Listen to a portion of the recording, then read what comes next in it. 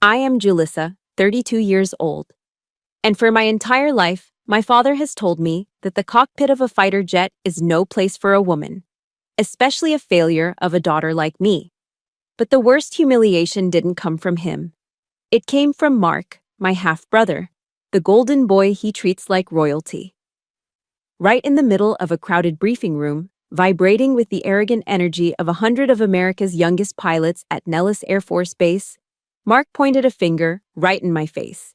He laughed, loud and sharp, and shouted, "Hey, you're in the wrong room, sweetie. This is for real pilots, men like us. It's not a place for you to find a husband." The entire auditorium exploded in laughter. Mark winked at me, convinced he had just scored a point. I felt the blood rush to my face, burning hot, not from shame, but from pity for his ignorance. Because Mark had no idea that the woman he just humiliated for looking for a husband was holding the call sign Falcon 1. I was the only person with the authority to order him to live or die in the sky today. Before we continue, let me know in the comments which state you are watching from, and hit that subscribe button right now if you want to see an arrogant brat get taught a lesson he will never forget by the very person he despises. The air inside the main briefing room at Nellis Air Force Base always smelled the same. It was a stale mixture of recycled air conditioning, trying and failing to fight off the Nevada desert heat, combined with the sharp scent of burnt government-issue coffee and the overwhelming musk of testosterone. It was the first day of Red Flag, the premier air-to-air combat training exercise in the world. The room was packed. Rows of theater-style seats were filled with the best and brightest, or at least the loudest, young fighter pilots the Air Force had to offer. They were all wearing their green flight suits, zippers pulled to the perfect height, patches gleaming on their shoulders. They were talking with their hands, mimicking dogfights, laughing too loud, posturing. It was a sea of egos, and I was just a rock they were flowing around. I stood near the front, off to the side, near the water cooler. I was wearing a sterile, unadorned flight suit, no name tag, no rank insignia on my shoulders, no unit patches, just plain olive drab green. To the untrained eye or the arrogant eye, I looked like support staff. Maybe intelligence, maybe administration, maybe just someone lost. I held a styrofoam cup of lukewarm water, watching them. I observed the way they moved, the way they grouped together in little tribes of confidence. They looked at me, and then they looked right through me. To them, a woman in this room without a visible rank was invisible. She was furniture. Then the double doors at the back swung open, and the volume in the room seemed to shift. Lieutenant Mark Wyatt walked in. My half-brother. Even from across the room, he looked exactly like our father. He had that same square jaw, that same perfectly styled blonde hair that defied the helmet hair regulations, and that same swagger that said he owned the building. He was flanked by two other pilots, his wingmen in the bar, if not in the air. He was laughing at something one of them said, slapping him on the back. He looked like the poster child for a recruitment commercial. He scanned the room, looking for a prime seat, and his eyes landed on me. He stopped. A confused frown creased his forehead, and then it smoothed out into a smirk that made my stomach turn. He didn't see a captain. He didn't see a veteran. He saw his failed big sister. He nudged his buddy and walked straight toward me, his voice cutting through the ambient chatter. "Julissa," he said, loud enough for the first 5 rows to hear. The chatter died down. Heads turned. "What are you doing in here? Did you get lost looking for the admin building?" I didn't move. I kept my face neutral, my hands resting loosely by my sides. "Hello, Mark," I said, my voice even. He chuckled, shaking his head as if he was dealing with a slow child. "Seriously, Jules, this is the red flag briefing, the big leagues. Did Dad send you to drop off my lunch or something?" He stepped closer, invading my personal space, pointing a finger at the door. "You need to clear out, sweetie. We're about to talk tactics. Real flying stuff. Not the paperwork Dad said you were better suited for." He turned to the room, spreading his arms wide, performing for his audience. "My sister, everyone. Looks like she's trying to find a husband since the flying career didn't work out." The room erupted. It wasn't just a few chuckles. It was a roar of laughter.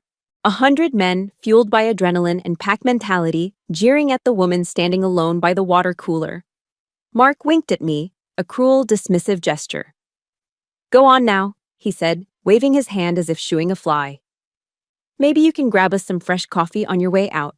This pod is empty." The heat rose in my neck. My heart hammered against my ribs, a physical reaction to the public flaying. I felt the weight of their eyes, the dismissal, the sheer injustice of it. My fingers curled inward, nails digging into my palms inside my pockets. I wanted to scream. I wanted to list my flight hours. I wanted to break his nose, but I didn't.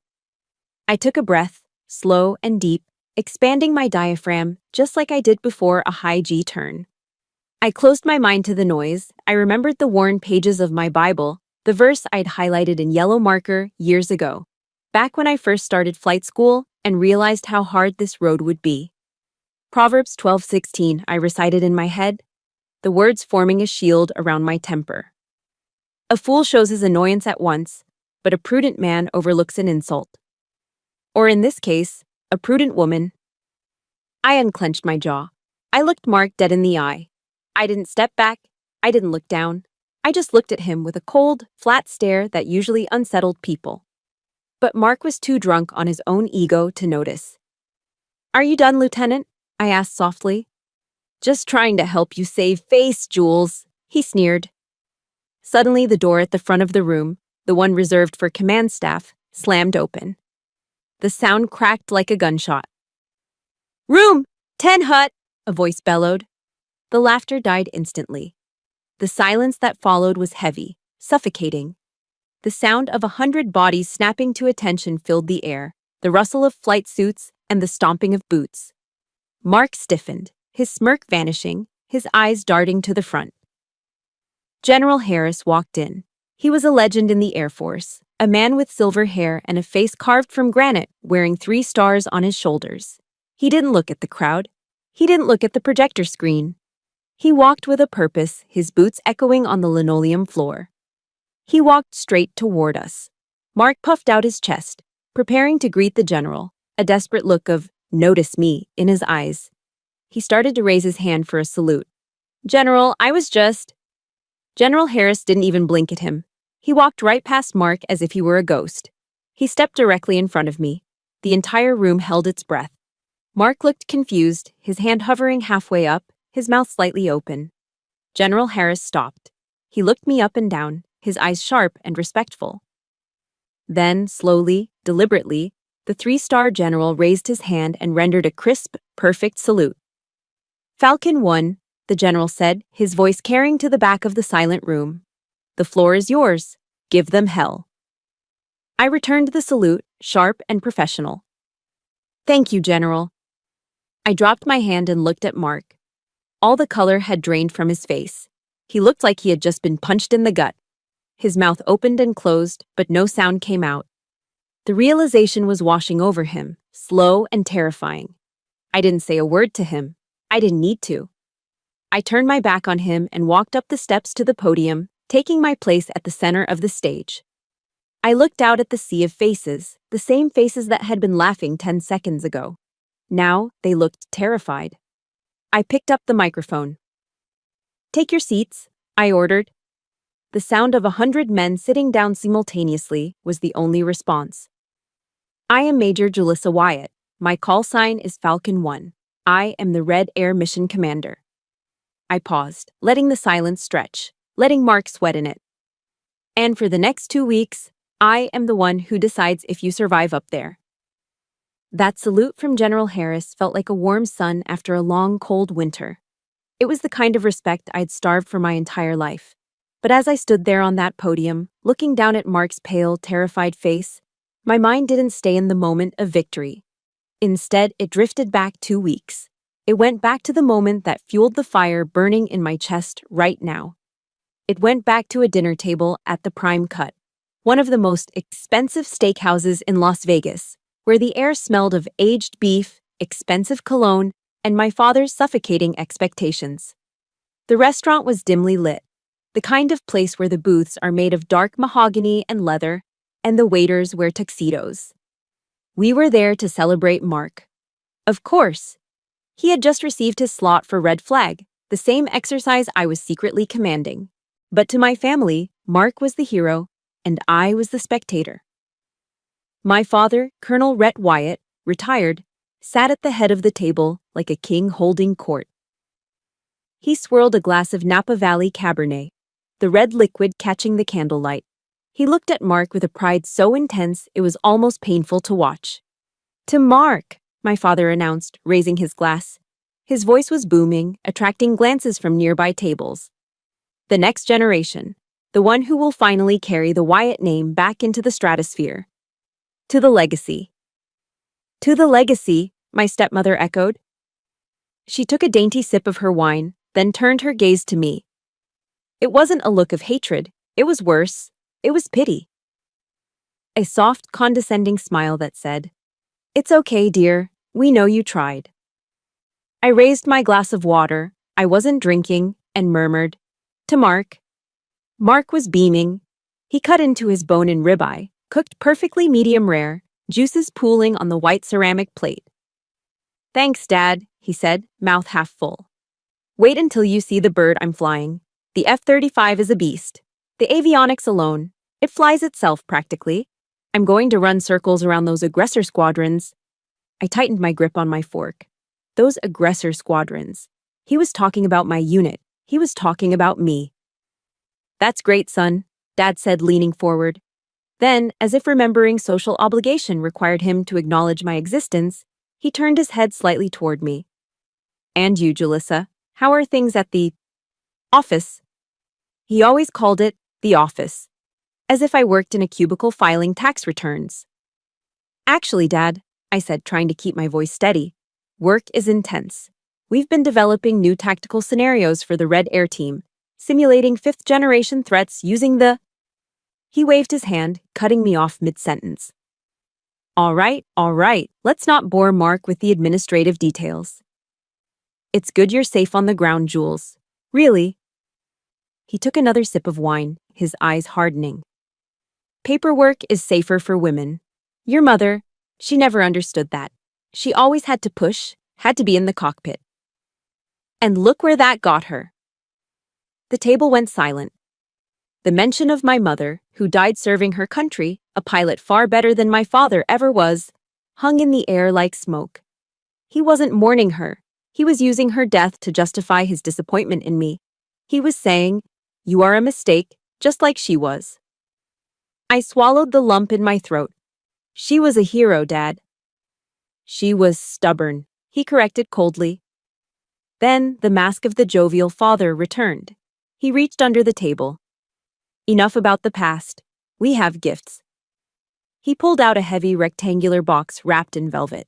He slid it across the white tablecloth to Mark. Mark tore into it like a kid on Christmas morning. He opened the box and gasped. Inside sat a Breitling Navy timer, the ultimate pilot's chronograph. Steel case, black dial, intricate slide rule bezel. It was an $8,000 watch, a symbol, an heirloom. "Dad," Mark stammered, putting it on his wrist. "This is... wow." "You earned it," Dad said, beaming. "A pilot needs a real watch. Wear it when you break the sound barrier." Then Dad turned to me. He reached into his jacket pocket and pulled out a thin, white envelope. He slid it across the table. It was light, meaningless. "Didn't forget you, Jules," he said casually. I opened the envelope. Inside was a plastic gift card. I pulled it out. It was for a grocery store chain. Whole Foods. The amount written in Sharpie on the back was $50. I stared at it. A $50 gift card for groceries.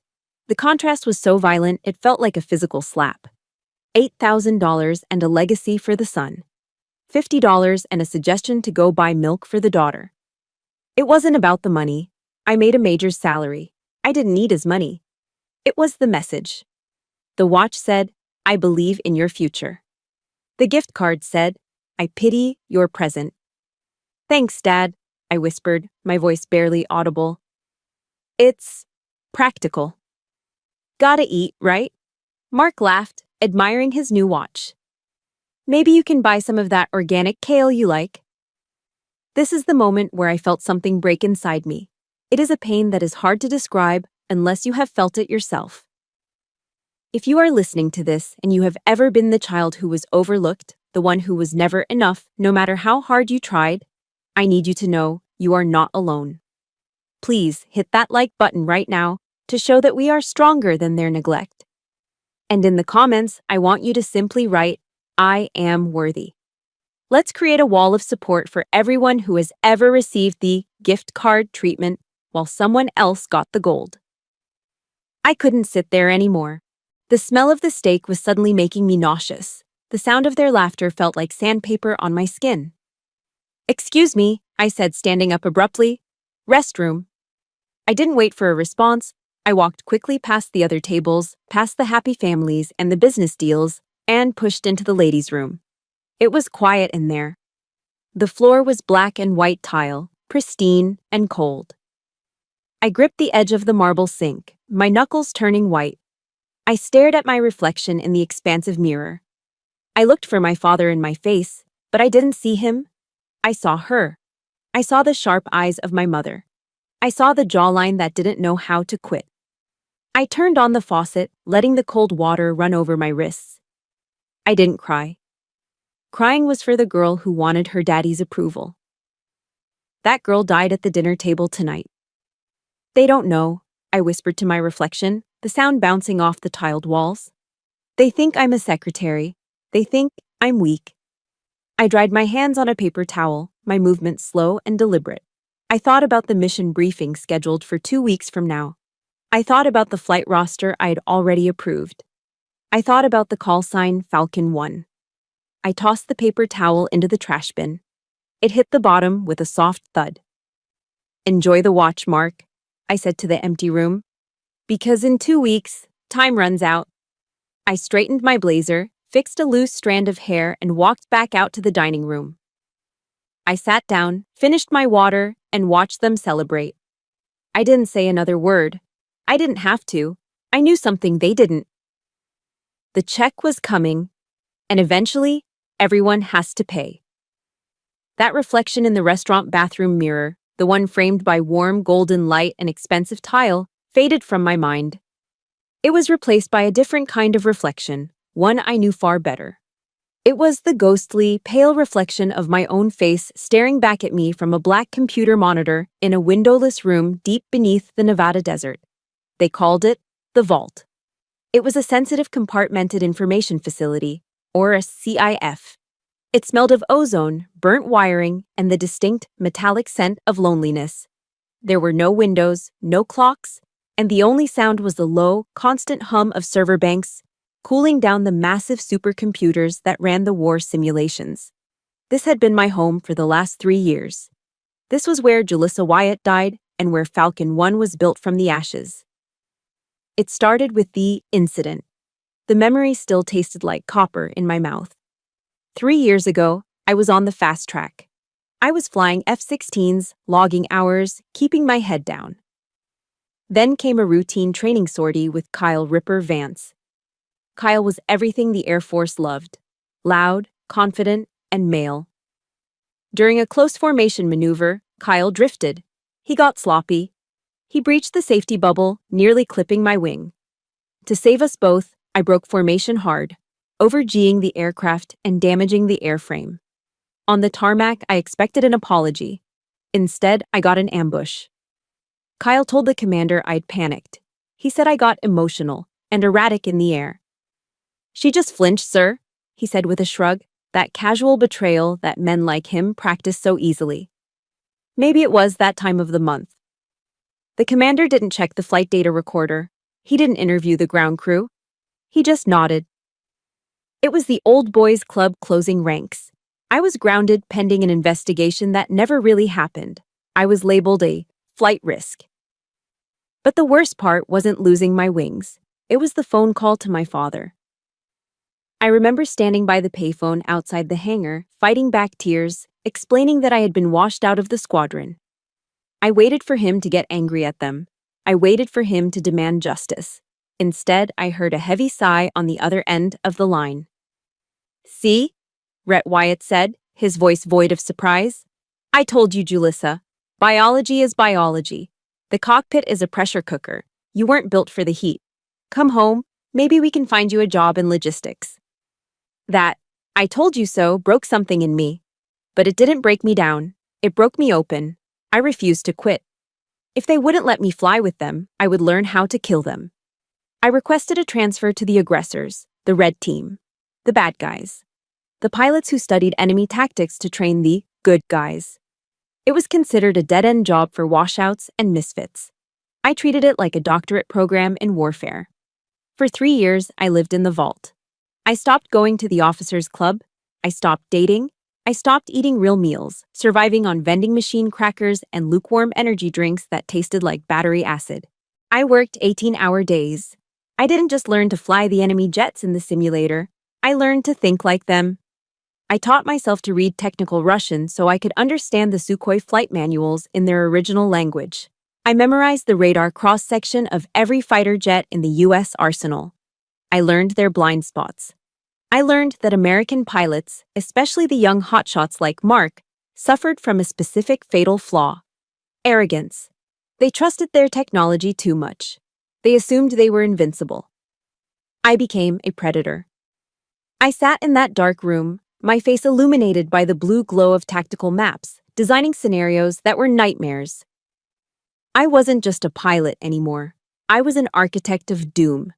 I learned how to bait them, how to frustrate them, how to make them angry. Because an angry pilot makes mistakes. One night, or maybe it was early morning, time didn't exist in the vault. I was running a solo simulation. It was 03 a.m. I was controlling a flight of 4 digital Su-57s against a squadron of 12 F-35s. The odds were impossible. That was how I liked it. My fingers flew across the keyboard and the throttle controls. I wasn't panicked. I was in a flow state, cold and precise. I used one of my digital jets as a rabbit, a decoy, dragging the blue team into a surface-to-air missile trap. Then, I flanked them. One by one, the good guys disappeared from the screen. Splash 1, splash 2, splash 3. I wiped the kill board clean. 12 American jets down, 0 losses for me. I leaned back in my chair, rubbing my burning eyes, exhaling a breath I didn't know I was holding. "Run it again," a voice said from the shadows behind me. I jumped, spinning my chair around. Standing there, holding a styrofoam cup of coffee, was General Harris. I hadn't heard him come in. He was wearing his service dress blues, probably coming back from some late-night meeting in D.C. He was looking at my screens with an intensity that unsettled me. "General," I stammered, starting to stand up to salute. "Sit down, Major," he ordered, waving a hand. He walked closer, looking at the simulation logs. "You just wiped out an entire squadron in under 8 minutes using inferior aircraft. How?" "They were aggressive, sir," I said, my voice raspy from disuse. "They chased the kill. They didn't check their six. I gave them what they wanted to see, and then I hit them from where they weren't looking." The general nodded slowly. He looked around the small, cramped room. He saw the empty energy drink cans, the stacks of Russian manuals, the sleeping bag rolled up in the corner. He saw the obsession. He saw the scar tissue over the wound my father and the system had inflicted. "They say you're a washout, Wyatt," Harris said, looking me in the eye. "They say a lot of things, sir." "They're wrong," he said. He took a sip of his coffee, his eyes never leaving mine. "You aren't a dogfighter, Major. You're a grandmaster. You don't fly the jet, you fly the entire chessboard." He placed his hand on the back of my chair. "Red flag starts in 2 weeks. I'm firing the current Red Air Commander. He's too soft. He lets the blue team win to make them feel good." My heart stopped. "I want you to run the show," Harris said. "I want you to break them. I want you to humble them. Can you do that?" I thought of Mark. I thought of my father's "I told you so." I thought of every man who had ever looked through me. "I can bury them, sir," I said. The general smiled. It was a wolfish, dangerous smile. "Good. Your new call sign isn't Sweetheart or whatever garbage they called you. From now on, you're Falcon 1. You have kill authority." He turned and walked out of the darkness, leaving me alone with the hum of the computers. But the room didn't feel lonely anymore. It felt like a cockpit. And for the first time in years, I was ready for takeoff. 2 weeks later, I walked out of the blinding Nevada sunlight and into the cool, pressurized darkness of the Battle Management Command and Control Center. We called it the cage. If the vault was where I designed the nightmares, the cage was where I unleashed them. The room hummed with a different kind of energy than the briefing room. Upstairs, it was all ego and posturing. Down here, it was pure competence. The air smelled of ozone, floor wax, and the sugary glaze of a half-eaten box of Dunkin' Donuts sitting on the central console. It was the smell of work. As I swiped my badge and stepped onto the operations floor, the atmosphere shifted. It wasn't fear. I didn't rule by fear. It was readiness. Mike Sarge Peterson was the first to see me. Mike was a 60-year-old retired master sergeant who had been reading radar scopes since Operation Desert Storm. He was a man who had seen everything, a man who had zero patience for officers who didn't know their job. He sat at the main radar console, his face illuminated by the amber sweep of the scope. He stood up immediately. He didn't have to. He was a civilian contractor now. But he stood. "Morning, boss," Mike said, his voice gravelly and warm. "Morning, Mike. How's the board looking?" "Picture is clean, ma'am. All sensors are green. Data link is up." Before I could reach the command chair, Mike extended a hand. In it was a styrofoam cup of black coffee. Scorching hot, no sugar, no cream. Just the way I drank it. I took the cup, feeling the warmth seep into my cold fingers. I paused for a second, the irony washing over me. 2 weeks ago, my brother had told me to fetch coffee for the real men. Today, a man who had forgotten more about aerial combat than Mark would ever learn was serving me coffee. Not because I was a woman, not because I was a Wyatt, but because I was the mission commander. "Thanks, Mike," I said. "You're gonna need it," he grunted, sitting back down. Blue air is taxiing. They sound enthusiastic. I moved to the center of the room, to the elevated platform that gave me a view of every screen. Sarah, my lead intel analyst, was already typing furiously at her station. Sarah was 24, a wizard with electronic warfare data. She could look at a jumbled mess of radio waves and tell you what the pilot had for breakfast. "Good morning, Major," Sarah said, not looking up from her keyboard. Her fingers were a blur. "I've loaded the threat libraries you requested. We're simulating SA-20 radar signatures today. High altitude, long range, nasty stuff." "Good work, Sarah," I said, taking my seat. I put on my headset, the foam cups sealing out the ambient hum of the servers. I adjusted the microphone. "Listen up, everyone." The room went silent.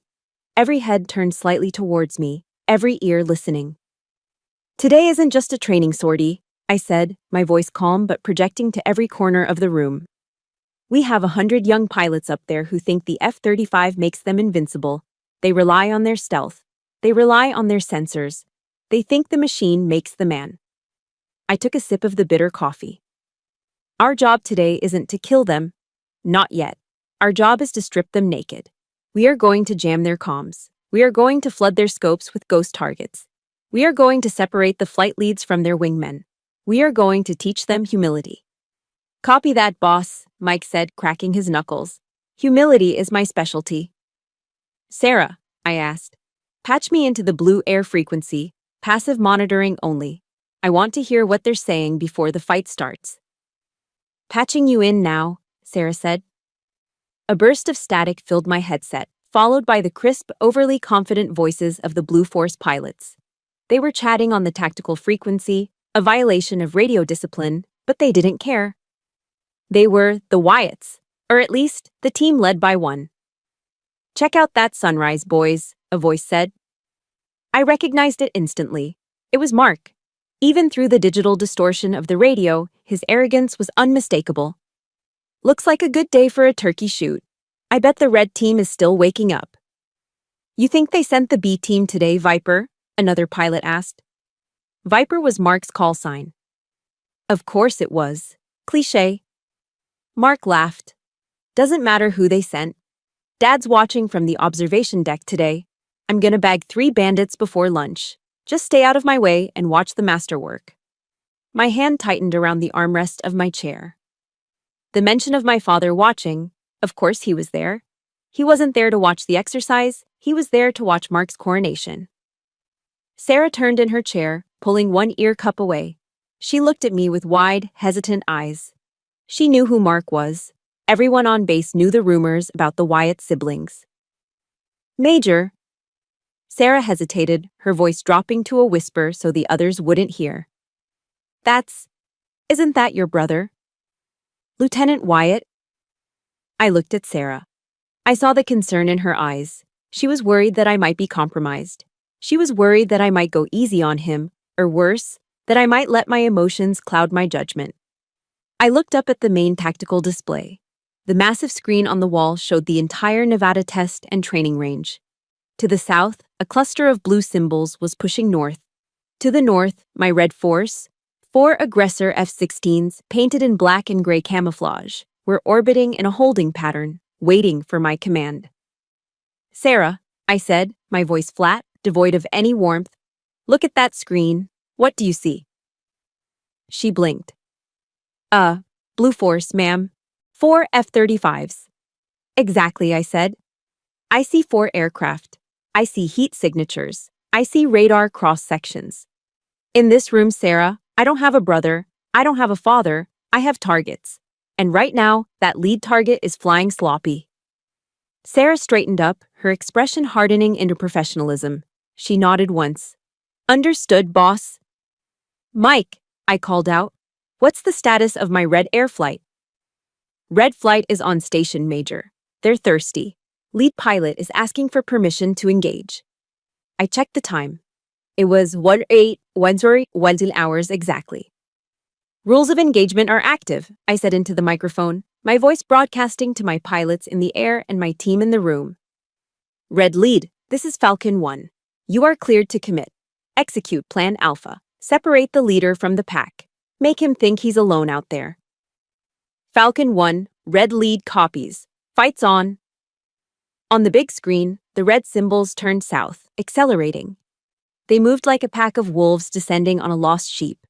The blue symbols kept drifting north, oblivious, chatting about the sunrise, completely unaware that the ground beneath them had just shifted. I leaned back in my chair, watching the geometry of the battle form. Mark was up there, soaring in the expensive jet my father loved more than me, wearing the watch that cost more than my car. He thought he was the main character of this story. But down here, in the dark, surrounded by the people who actually respected me, I held the pen. Mike, I said softly, jam their data link. With pleasure, boss. The electronic warfare suite activated. Up in the sky, Mark's fancy displays were about to start lying to him. The game had officially begun. The radar screen in front of me was a sea of black, punctuated by the glowing geometry of war. From my elevated chair in the cage, I watched the digital representation of the Nevada desert. To the uninitiated, it looked like a video game. To me, it was a psychological profile of every pilot in the sky. And right now, the profile for Viper 1, Lieutenant Mark Wyatt, was flashing red with narcissist. Red lead, execute maneuver Delta, I murmured into my headset. Dangle the carrot. On the screen, one of my aggressor F-16s broke formation. It flew slow and low, banking lazily to the west, acting like a wounded bird separated from its flock. It was the oldest trick in the book. A disciplined pilot would ignore it, stick to the mission package, and maintain air superiority coverage. A disciplined pilot would know that a lone, slow target in a high-threat environment is never actually alone. But Mark wasn't disciplined. He was hungry. Tally-ho! Mark's voice crackled over the speakers, loud and distorted by adrenaline. I've got a visual on a bandit. Single ship, low 9 o'clock. He looks lost. Viper 1, stay in formation. His wingman, a nervous-sounding lieutenant named Miller, pleaded. We have a mission objective to cover the bombers. Screw the bombers, Mark snapped. I'm not letting a free kill fly away. I'm engaging. I watched the blue symbol representing Mark's F-35 peel away from his flight group. He hit the afterburners, diving toward my decoy. He was chasing glory. He was thinking about the kill count he could brag about at the bar tonight. He was thinking about our father, who was undoubtedly watching the telemetry feed from the VIP observation deck, nodding in approval at his son's aggressive instincts. Mark didn't see the trap. He didn't see the two other red F-16s lurking in the radar shadow of the canyon walls, invisible to his sensors because he was too focused on the easy kill. He was flying blind, guided only by his ego. "Sarah," I said, keeping my voice calm, "give me the threat assessment." "He's flying right into a simulated SA-20 kill box, boss," Sarah replied, her fingers flying across the keyboard. "And he's got 2 bandits closing on his 6 o'clock. He's dead in 30 seconds. I had a choice. I could let him die now. I could let my pilots light him up, turning his expensive stealth fighter into digital confetti. It would be satisfying. It would prove I was right. But it would be too easy. If he died now, he would make excuses. He would say his sensors malfunctioned, or the simulation was rigged, or he was just unlucky. My father would back him up. "Bad luck, son. You'll get them next time." No. I didn't want him to just lose. I wanted him to be humiliated, and for that I needed him to think he was winning. I needed to inflate his ego until it was so big that when it finally popped, the sound would shatter the windows. But I still had a job to do. I was the safety observer as well as the mission commander. I reached for the switch on my console that activated the voice modulator. It deepened my voice, stripping it of gender and identity, turning me into the anonymous voice of God. "Viper 1, I broadcasted on the guard frequency, the emergency channel everyone monitored. You are entering a high-threat zone, multiple SAM indications. Bandit ambush imminent, abort run, return to formation." There was a pause. For a second, I thought he might listen. I thought maybe, just maybe, the training would override the arrogance. Then, Mark keyed his mic. "Command, get off the channel. I've got a tone. I don't need some paper pusher telling me how to fly my jet. I see the target. I'm taking the shot." Paper pusher. The insult hung in the cool air of the control room. Beside me, Mike stiffened. He looked up at me, his eyes wide. He knew exactly who that paper pusher was. He waited for me to explode. He waited for me to scream into the mic, to reveal myself, to ground Mark right there and then. I didn't blink. I didn't raise my voice. I looked at the screen. Mark was now deep inside the trap. My 2 hidden aggressors had locked onto him. They had a perfect firing solution. "Fox 2 solution acquired," my red lead pilot reported in my ear. "I have him dead to rights, Falcon 1. Request permission to kill." I watched the geometry on the screen. Mark was lining up his shot on the decoy. He was seconds away from his victory. "Negative," I said. My voice was ice. "Hold fire." Mike swiveled in his chair. "Boss, he's wide open. They can splash him right now." I said hold fire, I repeated. Let him take the shot. Let him get the kill. "But why?" Mike asked, confused. "He broke rules. He insulted you." "If we kill him now, he learns nothing," I said, staring at Mark's blue dot. "He needs to believe he's untouchable. He needs to believe his own hype. Let him have his little victory. Let him think he's a god for 15 more minutes. Because when I finally swat him out of the sky, I want him to know it wasn't bad luck. I want him to know it was me." On the screen, Mark fired. Fox 2, splash 1 bandit," he screamed in triumph. The decoy aircraft acknowledged the hit and turned off its transponder, signaling it was destroyed. Mark pulled his jet into a steep, vertical climb, a victory maneuver that burned precious fuel and bled off all his energy. It was a rookie move. It was a showboat move. "Did you see that, boys?" Mark crowed on the radio. "That's how you clear the skies. 1 down, 3 to go." He had no idea. He had no idea that my 2 assassins were flying silently just 2 miles behind him, their radars in standby mode, tracking him with infrared search and track systems. He had flown through the death zone 3 separate times in the last 60 seconds. By all rights, he was a ghost. "All red units," I commanded softly. "Fade. Disengage. Let him go home."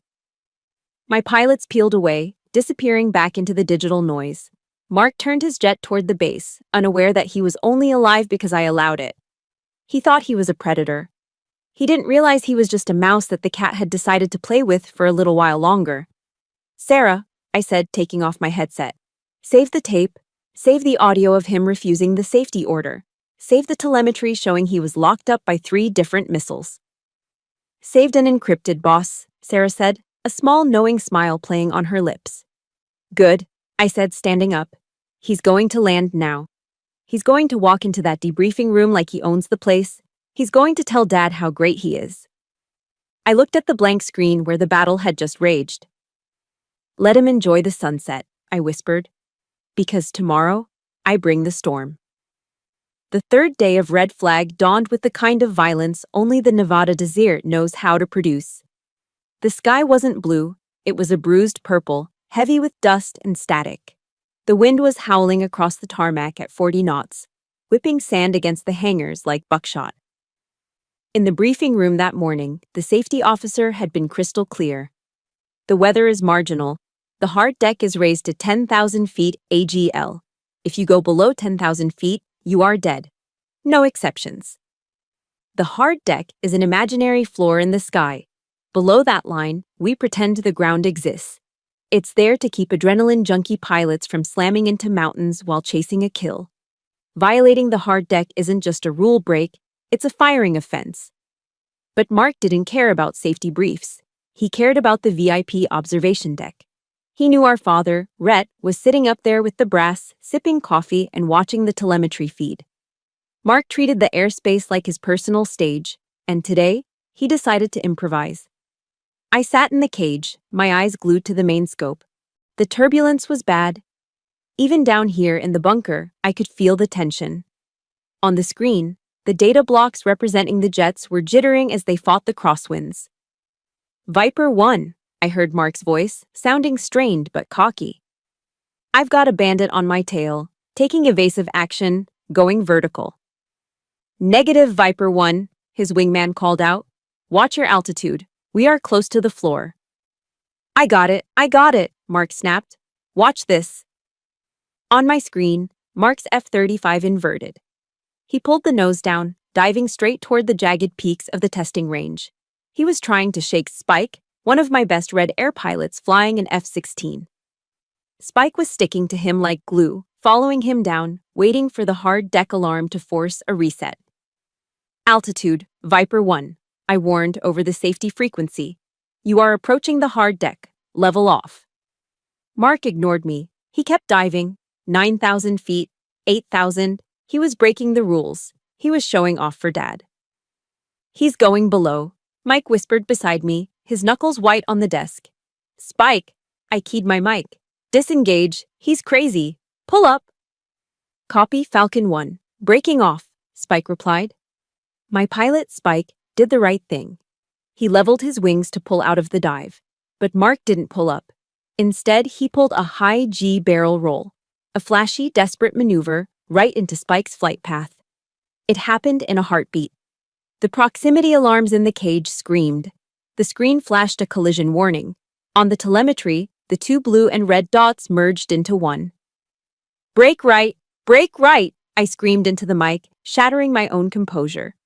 In the air, Spike saw the belly of Mark's F-35 fill his entire canopy. It was a wall of gray metal moving at 600 miles per hour. Spike didn't think. He reacted. He slammed his stick to the side and yanked it back, pulling 9 Gs, 9 times the force of gravity. His body was crushed into his seat, his vision graying out as his jet shuddered and rolled violently away. Mark passed mere feet from Spike's cockpit. The wake turbulence from his engine hit Spike's jet like a physical hammer, flipping the F-16 upside down. Silence hung in the control room. We all waited for the explosion. We waited for the fireball on the screen. Then Spike's voice came over the radio, breathless and shaking. "Holy! Falcon 1, I'm okay, recovering control. That was too close. We swapped paint." He was alive, but he was terrified. I let out a breath that felt like it tore my lungs. My hands were trembling. That wasn't a simulation. That was death knocking on the door. Then Mark's voice cut through the silence. "Hey! Watch where you're flying, idiot!" Mark yelled, his voice full of adrenaline and misplaced rage. "You cut me off! You almost scratched my jet. Learn how to fly or get out of my airspace." He wasn't apologizing. He wasn't checking on the man he almost killed. He was blaming the victim. He was angry that Spike's near-death experience had ruined his cool maneuver. This right here. This is the moment that makes your blood boil. We have all met someone like Mark, someone who sets the house on fire and then blames you for the smoke. It is the ultimate form of gaslighting. If you have ever had to deal with a toxic person who refuses to take responsibility for the damage they cause, I need you to hit that like button right now. Let's show them that we see through their lies. And in the comments, I want you to type accountability. Just one word. Let's demand it. Something inside me didn't just break, it solidified. The sister who wanted to teach her little brother a lesson vanished. The major who wanted to protect her pilots took over. I ripped the headset off my ears and threw it onto the console. The plastic cracked, but I didn't care. I stood up, my chair screeching against the floor. Every head in the room turned to me. They saw the fire in my eyes. They saw the Falcon my father said never existed. I leaned over the master microphone, the one that broadcasted to every frequency, blue, red, and guard. "Knock it off," I said. My voice was low, terrifyingly calm. "Knock it off! Knock it off!" The skies went silent. The exercise stopped instantly. "All aircraft RTB immediately," I ordered. "Viper 1, you are grounded. Get your ass on the deck now." "You can't ground me," Mark argued, his voice shrill. "Dad is watching. I was in control." I said, "Now, Lieutenant," I cut him off, "or I will have the MPs waiting at the ladder to drag you out of that cockpit." I cut the feed. The room was deathly quiet. Mike looked up at me, a mixture of fear and awe on his face. "Major," he asked softly, "what are we doing for tomorrow? The final exercise?" I stared at the blank screen. Mark had almost killed one of my men. He had proven he was dangerous. He wasn't just arrogant, he was a liability. And my father was up there, probably telling the general that it was Spike's fault. I looked at Sarah. "Pull the safety protocols for the final scenario," I said. "Which ones, ma'am?" "All of them," I said. "Prepare Protocol Alpha." Sarah gasped. "Protocol Alpha, ma'am, that activates the entire integrated air defense system, the simulated SAM sites, the electronic jamming, the Golden Horde scenario. That's impossible to survive. It's designed for a full-scale war simulation, not training." "He wants a war?"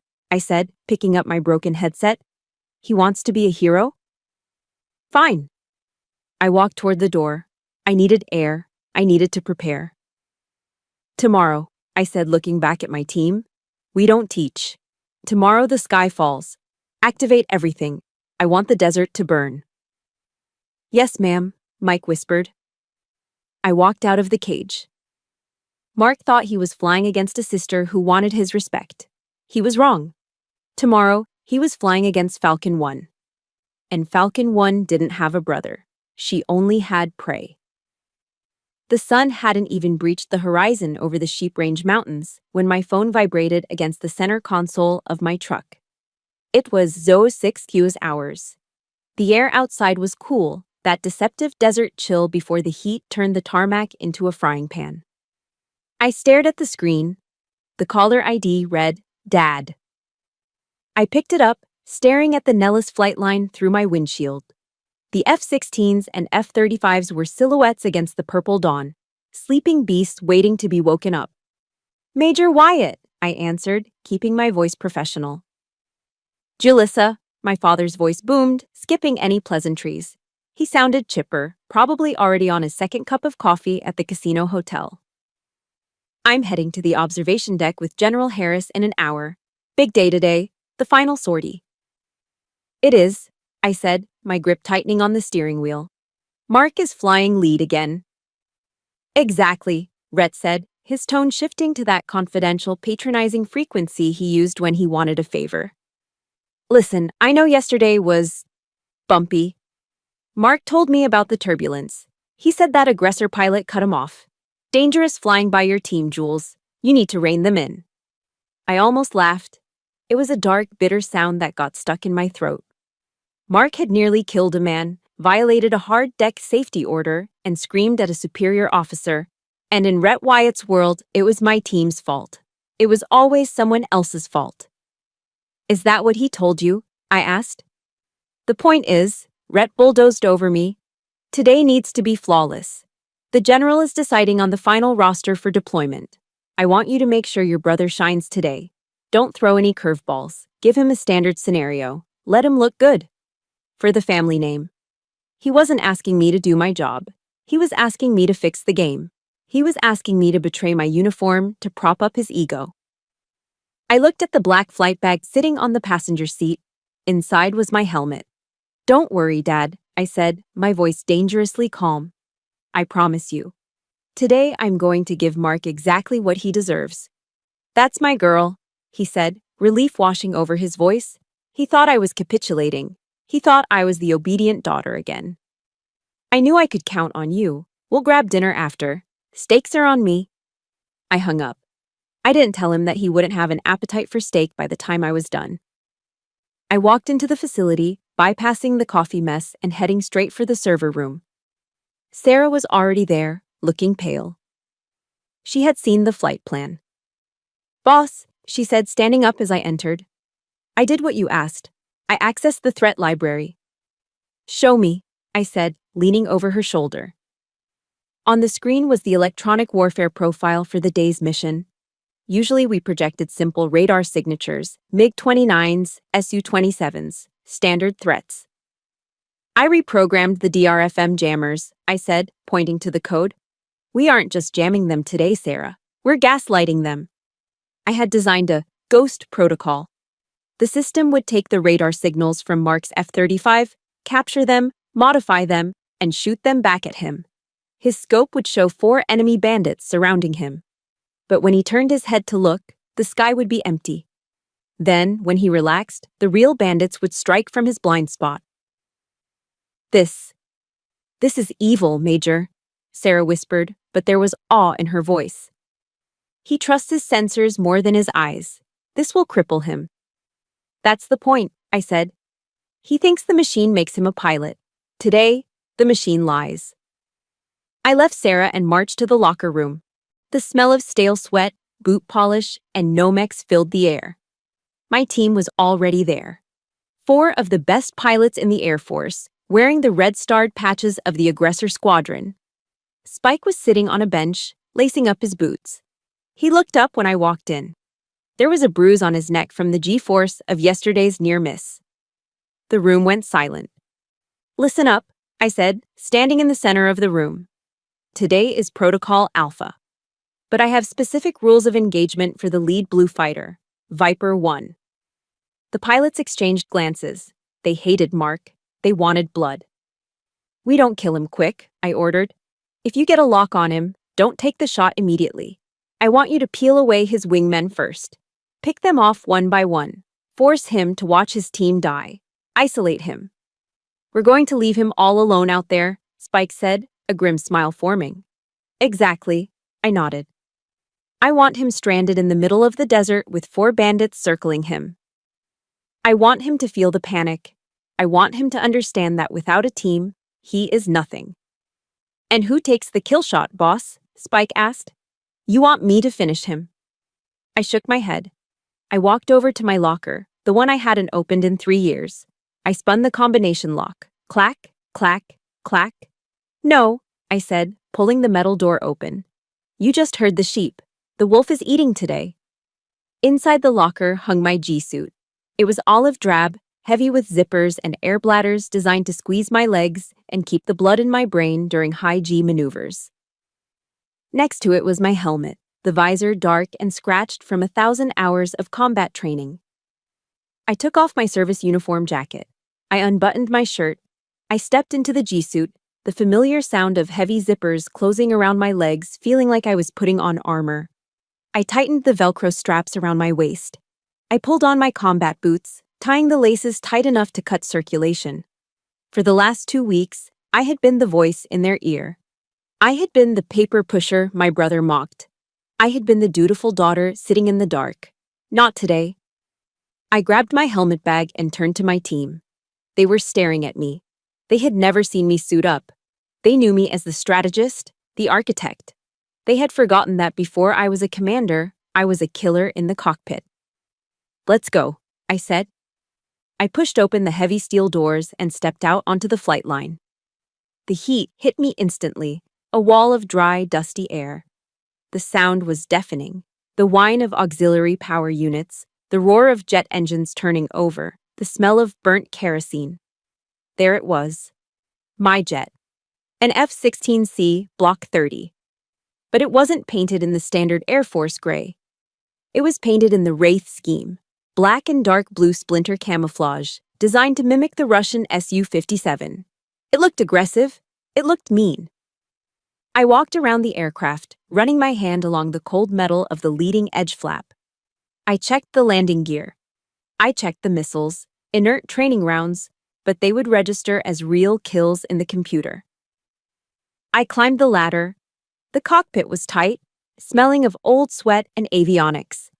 I strapped in, connecting my oxygen hose, plugging in my comms cord. I lowered the canopy. The world outside became muffled, distant. "Ground, this is Falcon 1, I said into my mask. My voice sounded different in the enclosed space. It sounded like judgment. "Radio check." "Loud and clear, Falcon 1, the tower responded. "You are cleared for engine start." I flipped the switches. The engine behind me whined, then roared to life, a tiger waking up. The entire airframe vibrated, shaking my bones. I looked at the observation deck tower in the distance. I knew my father was up there, expecting to see his son triumph. I pushed the throttle forward. The black jet lurched onto the taxiway. Mark was already up there, waiting in the sky. He thought he was the main character of this movie. He didn't realize the director had just stepped onto the set. "Falcon flight," I commanded. "Check in. 2, 3, 4. "Falcon 1 is rolling," I said. "Let's go hunting." The air at 20,000 feet was thin and cold, but inside the cockpit of Viper 1, Mark Wyatt was sweating through his flight suit. "Viper 2, support. I have 4 bandits on my nose. I need cover." Mark screamed into his oxygen mask. Static hissed back at him. "Viper 2 is down, lead. I was splashed 5 minutes ago." "Viper 3, where are you?" "Dead, Viper 1. They picked us off while you were chasing that Phantom Echo." Mark was alone. I watched him from 2 miles back, sitting comfortably in the shadow of his vertical stabilizer. I was flying my black F-16 Aggressor, painted to look like a Russian ghost. My radar was off. My heat signature was masked by the sun. To him, I didn't exist. But on his sophisticated $40 million helmet display, he was seeing nightmares. My ghost protocol was working perfectly. His radar was painting 4 enemy aircraft circling him, locking onto him, taunting him. He was yanking his stick left and right, trying to dodge missiles that weren't there, burning fuel, bleeding energy, panic setting in like a virus. "My sensors are glitching," Mark yelled, his voice cracking. "I can't get a lock. They're everywhere." He wasn't fighting pilots. He was fighting his own reliance on the machine. He was fighting the arrogance that told him technology could replace discipline. "Spike," I keyed my internal mic. "Status?" "He's all yours, Falcon 1. Spike replied from the ground, having ejected virtually 10 minutes ago. "The sheep is isolated, the wolf is cleared hot." I pushed my throttle forward. My F-16 surged, the GE engine roaring as I closed the distance. I slid effortlessly into the control zone, behind Mark, the lethal cone where I could fire at will, and he couldn't do a thing about it. I armed my simulated AIM-9 Sidewinder missiles. A high-pitched growl filled my headset. The tone, the sound of death. I could have shot him silently. I could have just logged the kill and gone home. But this lesson required a personal touch. I reached for the comm switch and flipped to the guard frequency. Check 6, Lieutenant. In front of me, I saw Mark's F-35 violently bank to the right as he frantically twisted his head around. He looked back. He saw me. He saw the black jet filling his rearview mirrors, sitting right on his tail. Inescapable, inevitable. Fox 2, I said calmly. Kill Viper 1. The computer registered the shot. Mark's cockpit would be flashing red. Kill removal. His systems would shut down combat mode. He was a flying brick. That's a kill, the AWACS controller confirmed over the radio. Viper 1 is splashed. Exercise terminated. All players, knock it off. RTB. Mark didn't say a word. For the first time in his life, he was silent. 2 hours later, the main auditorium at Nellis was packed. The air was thick with the smell of dried sweat, adrenaline, and stale coffee. Every pilot from Red and Blue Forces was there. In the front row sat the brass, General Harris, flanked by the safety board officers, and my father, Colonel Rhett Wyatt. Mark sat at the table on the stage, looking small. He was still wearing his G-suit, his hair matted with sweat. He looked at Dad, silently begging for a lifeline. Dad just stared straight ahead, his jaw set in stone. I walked up to the podium. The room went dead silent. I plugged my data drive into the console. The massive screen behind me lit up. Let's review the tape, I said. My voice wasn't angry. It was clinical. It was the voice of a coroner explaining a cause of death. The screen showed the HUD, heads-up display, footage from Mark's jet. It was a humiliating montage. It showed him chasing ghost signals. It showed him abandoning his wingmen. It showed him burning through his fuel reserves in panic. At 08:15, I said, using a laser pointer to circle the data block, Lieutenant Wyatt broke formation to pursue a false radar signature. In doing so, he left his wingman, Viper 2, exposed to a flank attack. Viper 2 died 60 seconds later. Mark shifted in his seat. My radar was jammed, he mumbled. The system was giving me false positives. It was a technical glitch. It wasn't a glitch, I said, cutting him off. It was a test of situational awareness. You trusted the screen instead of looking out the window. I clicked the remote. The video advanced. At 08:22, Lieutenant Wyatt violated the hard deck altitude restriction for the second day in a row while attempting to evade a missile that wasn't there. The room murmured. A hard deck violation was serious. 2 in a row was negligence. And finally, I clicked to the last clip. It showed my black F-16 sitting behind him for a full 45 seconds while he flailed at phantoms. At 08:30, the aggressor lead, myself, achieved a guns tracking solution and a Fox 2 missile lock. I sat on your 6 o'clock for nearly a minute, Lieutenant. You never checked. You never cleared your tail. I turned off the screen. The darkness seemed to swallow Mark whole. The data doesn't lie, I said, looking directly at General Harris, then shifting my gaze to my father. Lieutenant Wyatt died 4 times in 20 minutes. He got his entire flight killed. He prioritized his own score over the mission and the safety of his team. In a real war, those 4 pilots don't come home to their families, because their leader wanted to be a hero. I placed the remote on the podium. The sound echoed like a gavel strike. He's a danger to himself and everyone in the air with him. Mark stood up, his face red. This was a setup. She rigged the simulation. Dad, tell them. She rigged it. Rhett Wyatt didn't move. He didn't look at Mark. He looked at the floor, the weight of the public humiliation crushing the fantasy he had built around his son. General Harris leaned forward. He didn't look at Mark either. He looked at the safety officer, Colonel Peterson. Colonel? The general asked. Colonel Peterson stood up. He was a by-the-book officer who hated cowboys. I've seen enough, Peterson said. Lieutenant Wyatt, based on the telemetry data and the gross violations of safety protocols. Peterson paused, letting the words hang in the air. Your flight status is revoked effectively immediately pending a flight evaluation board. You are grounded. Hand over your wings. Mark froze. He looked at our father again. Dad? Rhett finally looked up. His eyes were empty. He didn't see the golden boy anymore. He saw a liability. He saw his own ego shattering. He didn't say a word. He just turned his head away. Mark slumped back into his chair, burying his face in his hands. The room was silent, save for the hum of the projector cooling down. I gathered my papers and walked off the stage. I didn't feel joy. I didn't feel happy. I felt a cold, hard satisfaction. The kind you feel when you finally balance a ledger that has been in the red for 30 years. Justice had been served. And it tasted like cold steel. The heavy steel doors of the briefing room clicked shut behind me, sealing in the cool, air-conditioned silence of the debrief. I stepped out into the Nevada afternoon, and the heat hit me like a physical blow. It was 110 degrees on the asphalt, the kind of dry, suffocating heat that bakes the moisture right out of your skin. The air shimmered above the rows of parked cars, distorting the horizon. I walked toward my truck, my boots crunching on the gravel. I felt drained. Not the good kind of tired you feel after a long run or a successful mission, but the deep, bone-weary exhaustion that comes from fighting a war that should never have existed.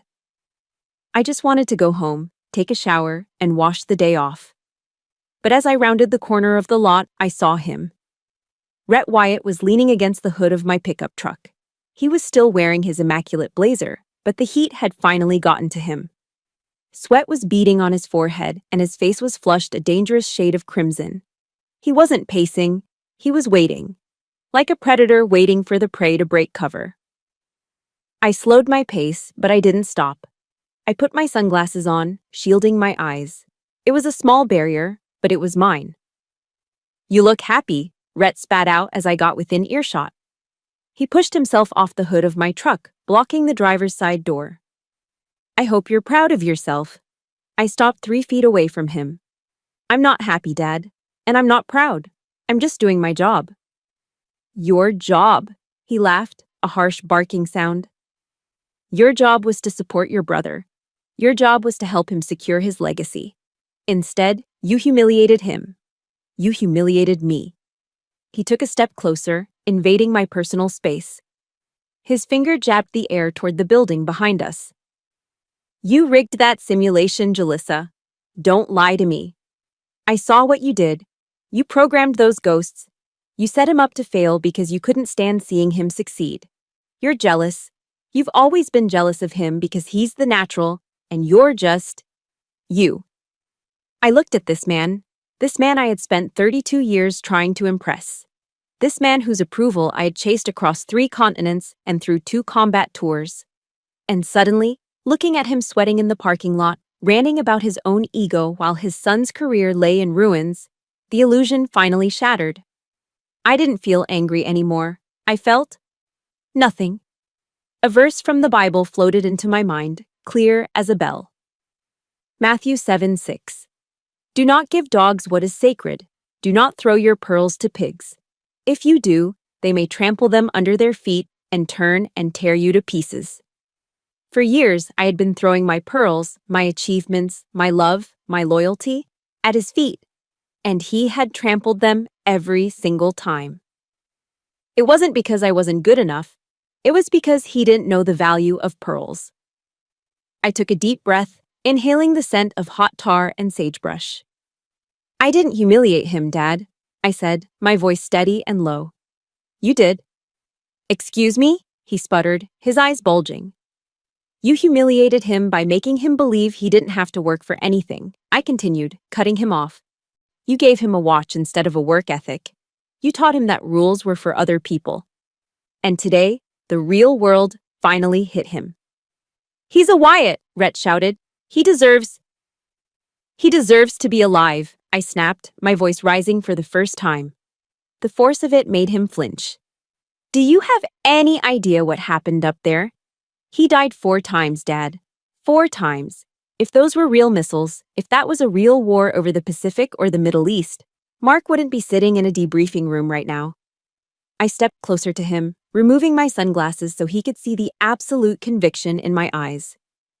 If I hadn't taught him this lesson today, if I had let him pass and deploy, you wouldn't be buying him a celebratory steak dinner tonight. You would be waiting on your front porch for a black sedan to pull up. You would be waiting for two officers in dress blues to knock on your door and hand you a folded flag. Rhett froze. The color drained from his face. In the military community, the folded flag is the ultimate silencer. It is the symbol of the final sacrifice. I saved his life today, I whispered fiercely. I grounded him so you wouldn't have to bury him. And instead of thanking me, you're standing here worrying about your reputation. Rhett opened his mouth, then closed it. He looked like a fish gasping for air. For a split second, I saw a flicker of doubt in his eyes. But then, the narcissism kicked back in. The wall went back up. He couldn't accept that he was wrong. He couldn't accept that his golden boy was flawed. You're ungrateful, he muttered, looking away, unable to meet my gaze. After everything I provided for you, I shook my head slowly. You provided a roof, Dad. But you never provided a home. I walked around him and opened the door to my truck. I climbed into the cab, the heat inside baking me, but I didn't care. I started the engine. Rhett banged his hand on the window frame. Where are you going? We aren't done. You need to fix this. You need to go back in there and tell General Harris it was a system error. I rolled down the window, just an inch. The air conditioning blasted cold air against my face, a sharp contrast to the heat radiating off him. I'm done fixing your mistakes, Dad, I said. And I'm done apologizing for my success.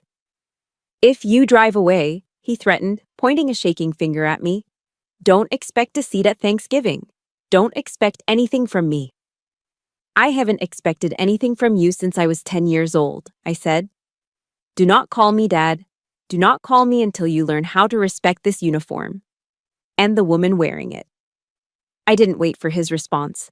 I shifted the truck into drive and peeled out of the parking spot. I looked in the rearview mirror one last time. Rhett Wyatt was standing alone in the middle of the empty lot, small and shrinking against the vast, indifferent desert landscape. He looked like a man who had built a castle out of sand, and the tide had finally come in. I turned onto the main road, the base disappearing behind me. I reached over and turned off my phone. Silence filled the cab. It was the most beautiful sound I had ever heard. The fallout was swift, just as I knew it would be. Mark didn't get kicked out of the Air Force. The Wyatt name still carried enough weight to prevent a dishonorable discharge, and Dad pulled every string he had left to save face. But Mark's days as a fighter pilot were over. The Flight Evaluation Board reviewed my tapes. They saw the negligence. They saw the danger. They stripped him of his flight status permanently. 2 days later, I was walking through the administrative wing of the base HQ to file my final report. I turned a corner and nearly collided with a young officer pushing a heavy cart loaded with boxes of printer paper and toner cartridges. It was Mark. He was wearing his service dress uniform, but the pilot wings were gone from his chest. He looked tired. The swagger was gone. The hotshot smile was gone. He was now a logistics officer, a supply jockey, a paper pusher. He stopped the cart. He looked up and saw me. For a moment, I thought he might yell. I thought he might repeat Dad's accusations, but he didn't. He looked at the Major's oak leaves on my shoulders. Then he looked at the boxes of paper he was pushing, the very job he had mocked me for having just 2 weeks ago. The irony hung in the air, heavy and thick. Mark's face flushed red. He didn't say a word. He just lowered his head, eyes fixing on the linoleum floor, and pushed his cart past me. The wheels squeaked. A sharp, annoying sound that faded as he disappeared down the long, fluorescent-lit hallway. I didn't stop him. I didn't gloat. I didn't say, I told you so. I just kept walking. I had a squadron to command. And for the first time in my life, I wasn't walking in anyone's shadow. I was walking in my own light. 1 year. It is strange how time works. When you are suffering, when you are the invisible girl standing in the corner of a crowded room, time drags. It feels like wading through wet concrete. But when you are flying, when you are finally, truly free, time moves like an F-16 in full afterburner. It blurs. I stood by the large tempered glass window of my office, looking out at the shimmering heat of the Nellis Air Force Base flight line. The view was magnificent. From here, I could see everything. I could see the maintenance crews prepping the jets, the fuel trucks weaving in and out, and the pilots walking toward their aircraft with that distinct, heavy-footed swagger. I took a sip of my coffee. It wasn't the burnt, sludge-like liquid from the briefing room pot anymore. It was a fresh brew from the machine in the corner of my office. My office. I turned back to my desk. A mahogany nameplate sat on the edge, catching the afternoon sun. It didn't say assistant or admin. It read, Major Julissa Wyatt, Commander, 64th Aggressor Squadron. A lot had changed in 12 months. After the red flag incident, as it was now whispered about in the officers' club, General Harris didn't just promote me, he gave me the keys to the kingdom. He put me in charge of the entire opposing force program. I wasn't just designing scenarios in a dark vault anymore, I was leading the wolves. My door was open. Outside in the bustling bullpen, I could hear Spike laughing with a new transfer pilot, probably retelling the story of how he almost died and how his boss saved him. The atmosphere wasn't toxic. It wasn't competitive in that nasty, cutthroat way it used to be. It was sharp. It was professional. It was a family. I sat down in my leather chair and woke up my computer monitor. I had a stack of performance evaluations to sign and a budget meeting with the Pentagon in an hour. But first, I had to clear my inbox. I scrolled through the usual traffic. Logistics reports, weather updates, training schedules, and then I stopped. My finger hovered over the mouse. There, buried between a memo about runway maintenance and a request for leave, was a name I hadn't seen pop up on my screen in exactly 365 days. Sender, Rhett Wyatt. Subject, just checking in. My heart didn't race. My palms didn't sweat. That panic response, conditioned into me since childhood, was gone. Instead, I felt a strange, detached curiosity. It was like looking at a specimen in a jar. I clicked open the email. Julissa, I hope this email finds you well. I heard through the grapevine that you made major. Congratulations. That's a big step. Things here are quiet. The house feels empty. Your stepmother sends her love. Look, I'm writing because I'm in a bit of a bind, and I thought, given your new position, you might have some pull. Mark is having a hard time in logistics. The work doesn't suit him. He's miserable, Jules. I know there was friction between you two, but he's still your brother. There's a slot opening up for a transport pilot on a C-130 cargo run out of Ramstein. It's not fighters, but it's flying. If you could put in a good word with General Harris, maybe smooth things over, I think it would be a great fresh start for him. We should talk. It's been too long. Let's bury the hatchet. We're family, after all. Best. Dad. I leaned back in my chair, reading the words again. It was a masterclass in narcissism. No apology, no acknowledgement of the screaming match in the parking lot. No. I'm sorry I told you that you were a failure. Just a casual congratulations followed immediately by a request for a favor. He called his son's near-death experience and gross negligence friction. He called my year of silence too long. He hadn't changed, not one bit. He was still trying to use me to fix the golden child. He still thought that family was a magic word that erased years of emotional neglect. For a moment, the 10-year-old girl inside me woke up. She wanted to reply. She wanted to type out a furious paragraph detailing every hurt, every slight, every birthday he missed, every time he looked at me with disappointment. She wanted to scream, "Why do you only call when you need something?" But the major silenced her. The major knew better. I knew that if I replied, even if it was to say no, he would take it as an opening. He would argue. He would gaslight. He would drag me back into the mud. Narcissists don't care about negative attention. They just crave attention. They feed on the engagement. I looked at the options on my screen. Reply, reply, all, delete. I moved the cursor to delete. But then I paused. Deleting it felt like hiding. It felt like I was afraid of the email, afraid of having it in my history. I moved the cursor to the right. Archive. To archive something means you aren't destroying it, but you are removing it from your active life. You are filing it away in a dusty cabinet in the basement. It exists, but it no longer has the power to clutter your daily workspace. It is a part of history, not the present. I clicked archive. The email vanished from my inbox. The screen was clean. I took a deep breath, and for the first time, I felt the air fill my lungs completely. I forgave myself in that moment. I forgave myself for not being the daughter he wanted. I forgave myself for not being able to save Mark. I forgave myself for walking away. I wasn't their savior. I was just Julissa. I stood up, grabbed my flight cap, and walked out of the office. I passed Sarah's desk. "Heading out to the line, boss?" she asked, looking up from her screens. "Yeah," I smiled. "I need some fresh air." I walked out of the air-conditioned building and into the heat. The sun was beginning to dip low, painting the Nevada sky in streaks of violent orange and bruised purple. It was the golden hour. The sound hit me first, the roar of afterburners tearing through the atmosphere. I looked up. A flight of 2 F-16s, painted in the black and blue wraith scheme of my squadron, was rotating off the runway. They pulled vertical, climbing straight into the sun, leaving twin trails of white vapor behind them. They looked like birds of prey. They looked dangerous and beautiful. I watched them climb until they were just specks against the vastness of the sky.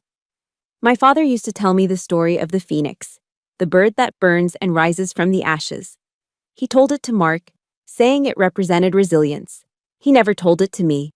He didn't think I had any fire in me. He was wrong. I didn't need his fire. I had built my own.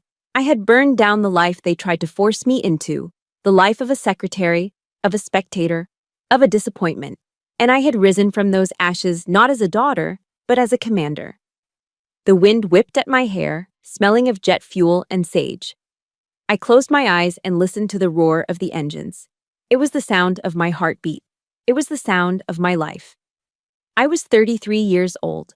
I was alone in the traditional sense, no parents calling to check on me, no brother to share holidays with.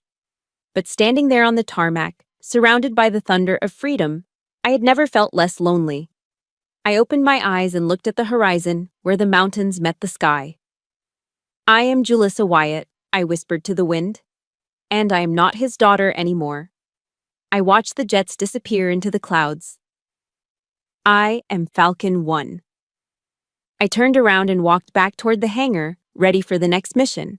The sky was wide open, and for the first time, it was all mine. Hitting that archive button was the hardest maneuver I ever executed, harder than any dogfight. But sometimes you have to eject from a toxic situation to save your own life. If my story resonated with you, if you are currently fighting to find your own sky away from someone else's shadow, I want you to know, you are cleared for takeoff. Please hit that like button if you believe in choosing peace over ego. And make sure to subscribe to the channel so we can keep sharing stories of resilience together. In the comments below, tell me, have you ever had to archive a family member to save yourself? I'll be reading your stories. This is Falcon 1, signing off.